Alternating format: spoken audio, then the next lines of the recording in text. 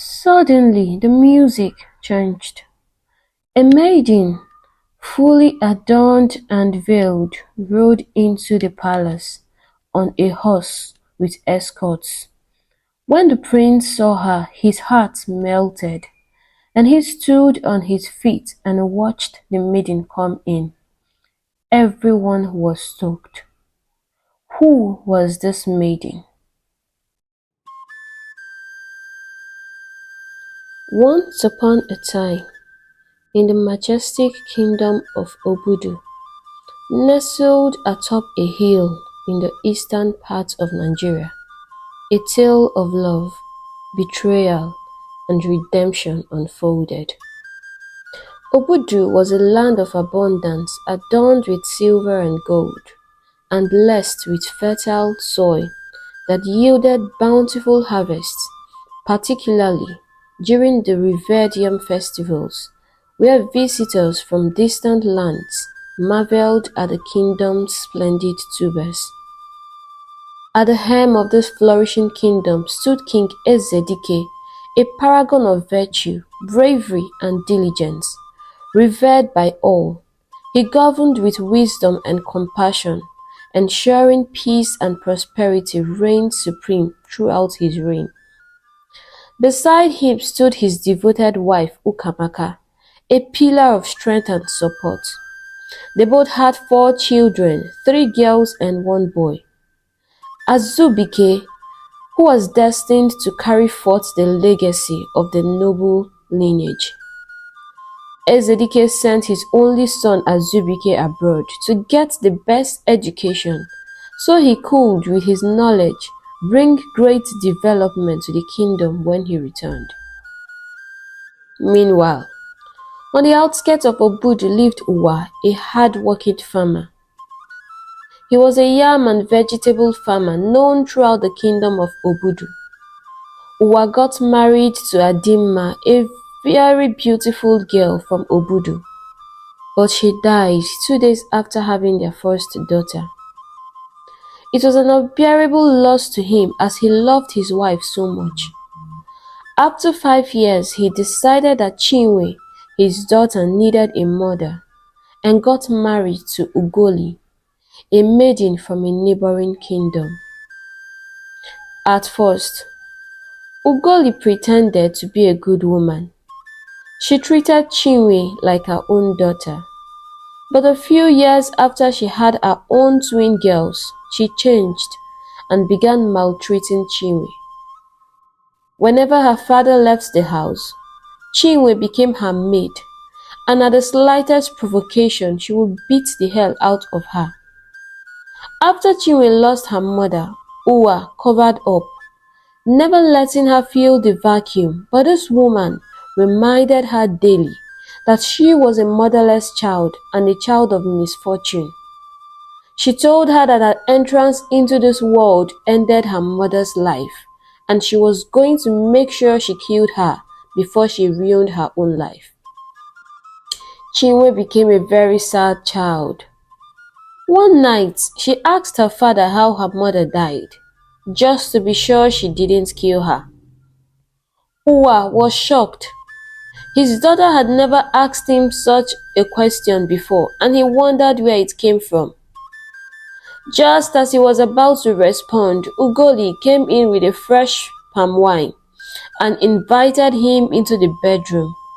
He left Chinwe and followed her after promising to answer her question the next day. Uwa forgot Chinwe's question and the torture continued. At night, she would send Chinwe to the river to fetch water and threaten to kill her if she ever mentioned it to her father. Chinwe would sit at her mother's grave and cry all night. One day, Chinwe broke a pot on her way back to the stream. The pot was too heavy, and she couldn't carry it. That night, her stepmom flogged her with a cane soaked in a dash of red-hot pepper. It was an unforgettable experience for Chinwe. She cried all through that night, and when her father asked, her stepmother told him she stole all the meat in the pot. It was as if this woman charmed her father because he believed everything that came out of her mouth. A few years later, Uwa fell sick and died. Chinwe became very scared. At this point, she was 15 years and her twin stepsisters were 8 years. Her stepmom called her a witch and told the villagers she killed her father. Many believed her because she always pretended to be a good woman outside her home. But some still saw her for who she really was. Many young girls avoided Chinwe. No child wanted to have anything to do with her. At the stream, they would curse and taunt her. "You witch! You killed your mother and now your father. Who will you kill next? Please tell us." They mocked her as they threw stones at her. Life was unbearable for Chinwe. Her stepsisters weren't even helping matters. They would commit a crime and accuse her falsely, and their mother, who hated Chinwe with passion and for no reason, would punish her severely. Chinwe was their slave. She did all the weeding on the farm, fetched water and firewood, went to the market, cooked and served everyone, washed clothes and did all other house chores. Back at the palace, the king was getting old and sick, and the prince was not back yet. As tradition demands, the prince must be married before the king dies in order to succeed the king. This got everyone worried. If the king should die before his son's return, their family would lose the throne. As days passed by, the king's health continued deteriorating. Messages were sent to Azubike abroad to come back and take a wife as his father was dying. When Azubike heard this, he became scared. His father was hale and healthy when he left home, and now he was dying. He booked the next available flight and rushed back home to see his father. He sent a letter back home informing his family that he would love to return, but he would like it to be a secret for reasons best known to him. Although the villagers were anticipating his return, but he wouldn't want them to know he was back. His family agreed to his request. 2 weeks later, Azubike returned home. It was a great day to celebrate. He looked so grown and handsome, and his mother couldn't suppress her emotions. She hugged him tightly and wept. Azubike had left home when he was 15, and 17 years later, he was back. It was a long time for a mother not to see her son. His father, the king, was also happy to see him. His little boy has grown into a respectable, handsome young man. He held his father's hand. He was happy to meet him alive. At night, his mother, the queen, came into his room and woke him up. This time, she wore a sad look on her face as she sat on his bed and told him how important it was for him to get married as soon as possible. No one knew how long the king still had to live, and they had both worked hard to build the kingdom to the point where it presently was. I will send out a word to gather all the maidens in our kingdom in 4 days, so you can choose your wife. We can't afford to lose this kingdom. We worked too hard. The prince was quiet, and then he spoke. Mother, I hear your words, and will find a wife before the king dies. You may invite the maidens, but I want it to be in 12 days. I need time to also look around. The queen was silent. She was scared the king would die before then, but the prince assured her that the king wasn't going to die and the gods would keep him. Still, he pleaded not to let anyone know he was back. The next morning, the queen sent out a word to the town crier to announce that the prince would be coming back soon. And in 12 days, all the eligible maidens would be gathered in the palace, as the prince would be choosing a wife. The news spread across the kingdom and all the young maidens were happy.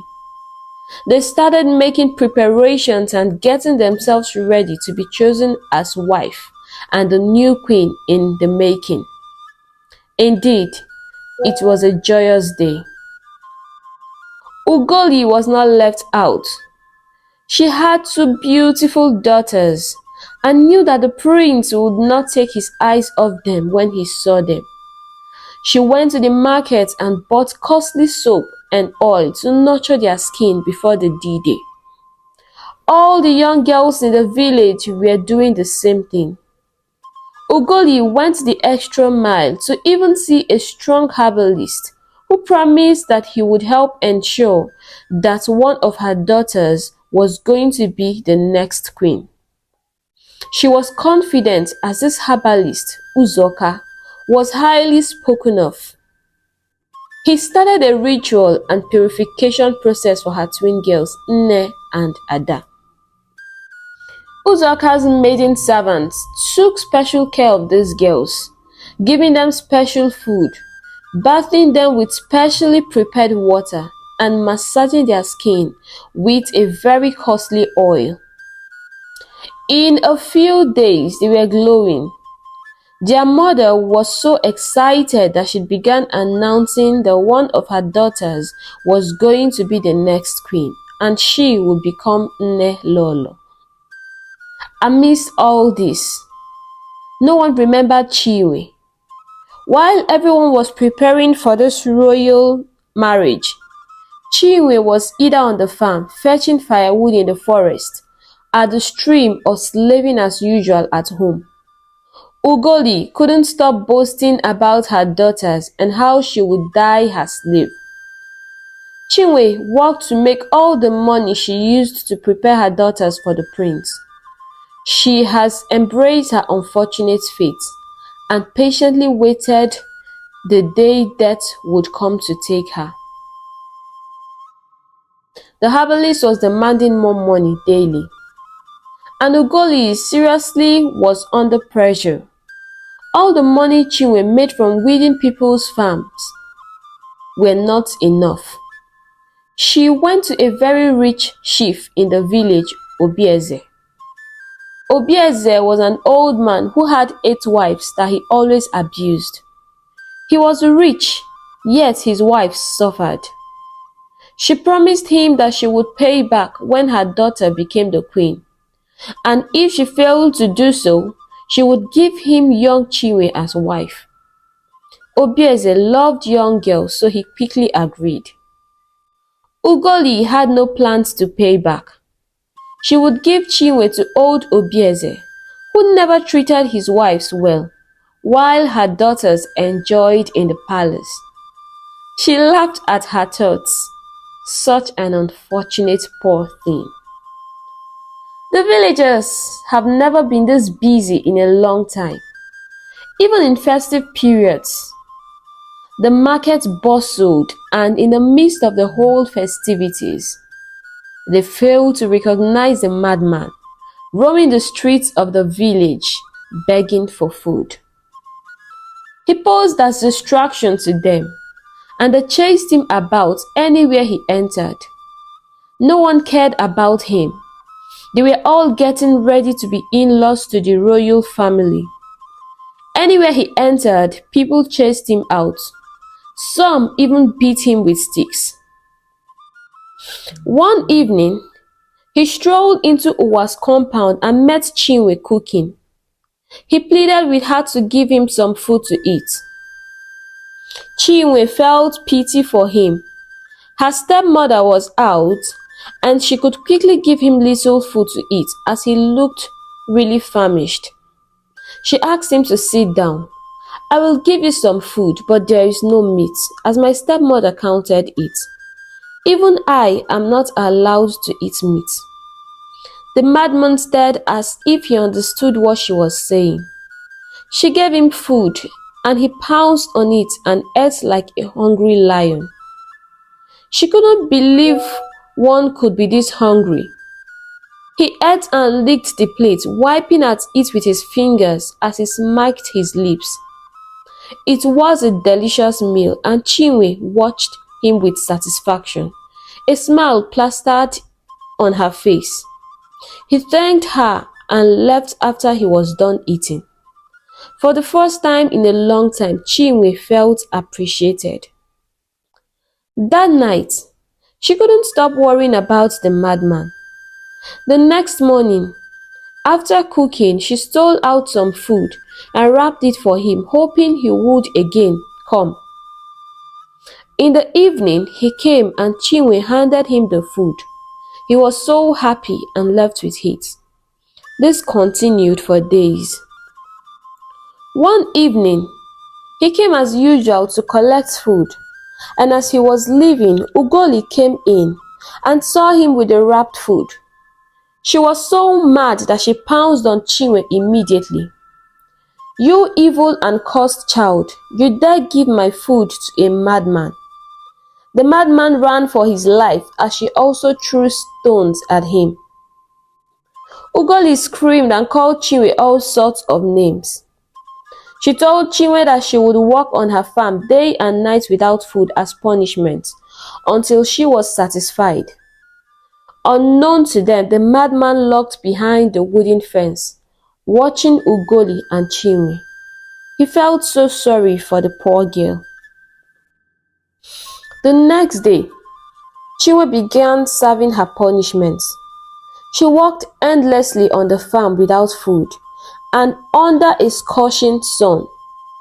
At noon, a maiden brought her food. She said her mother instructed her to bring her some food. Chinwe didn't know this maiden, but she took the food. She was very hungry and didn't mind if she was going to die. After all, she prayed every night for death to come. She ate the food quickly and returned the plate to the maiden, who journeyed back home. Every day, this maiden brought her food, and as Chinwe ate, she never stopped thinking about the madman.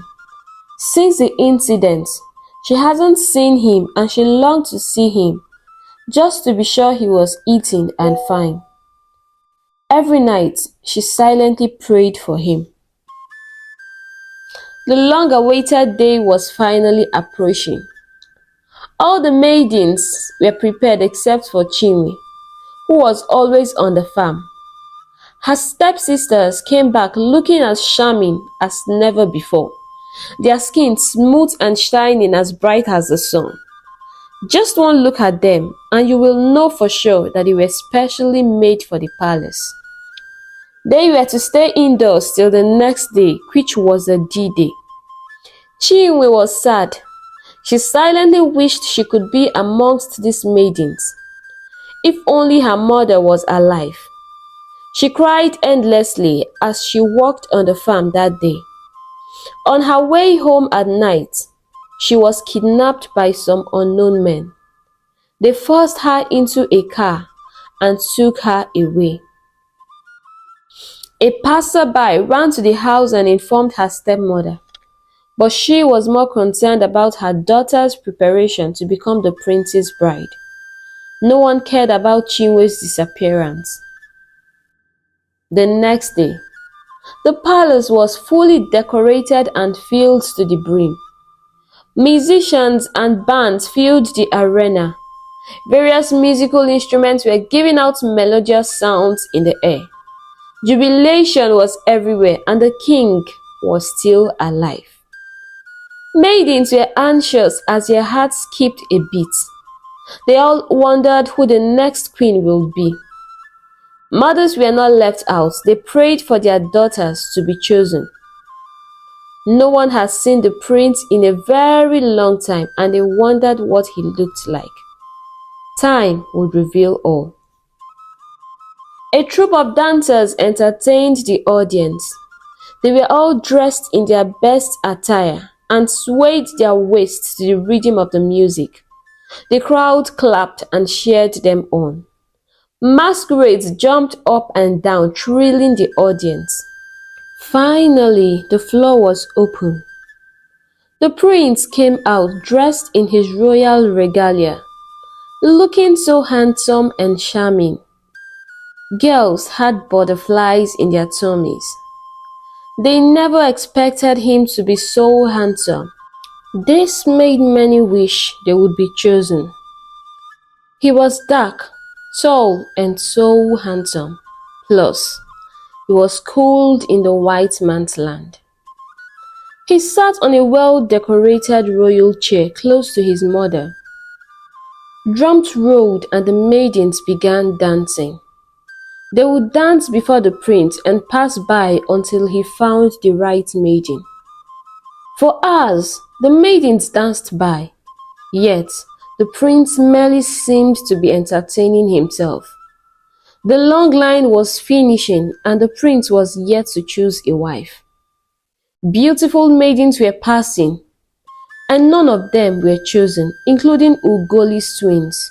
Earlier on, Ugoli had hired a horse that brought them into the palace. The smiles that graced her cheeks in the morning were fading away as she watched the event with mixed feelings. She had put in her all, including borrowing money from Obieze, and Chinwe was nowhere to be found. What was happening, she thought. The lines finished and no queen was chosen. Worry was written all over the face of the queen. Does the prince know what he was doing? She thought. Suddenly, the music changed. A maiden fully adorned and veiled rode into the palace on a horse with escorts. When the prince saw her, his heart melted, and he stood on his feet and watched the maiden come in. Everyone was stoked. Who was this maiden? The escorts helped her down the horse and led her to the prince. She stood before him and bowed her head as the prince stared at her. His jaw dropped. He had never seen such stunning beauty before. He turned her to face the crowd as he pronounced her the chosen queen of Obudu Kingdom. Drums rolled and people rejoiced. Ugoli felt a stab in her chest as she watched the chosen queen. Recognition hit her. That was Chinwe, the unfortunate child, as she named her. Tears rolled down her cheeks as the prince narrated how he turned into a madman to seek a good woman like his mother as wife. Beauty was not all I wanted, but I found beauty with a good heart, he concluded. Chinwe looked at the prince. She couldn't believe the prince was the madman the villagers, including her stepmother, chased away. She had spent days worrying about him. Ugoli was ashamed of herself. She regretted how she treated the prince. He would never forgive her after he saw what she did to Chinwe. She bowed her head in shame and ran out of the palace as her children followed her. The date for the coronation was announced and everyone continued to enjoy the ceremony. Many maidens came to congratulate the new queen and the whole palace was filled with joy. The queen couldn't stop marveling at the wisdom of her son. He had found himself a good wife within a short period of time. Back home, Ugoli could not pay Obieze back, and he started requesting for his money. Finally, he took his twin daughters as wife. Ugoli was thrown into sorrow and mourning. Truly, we reap what we sow.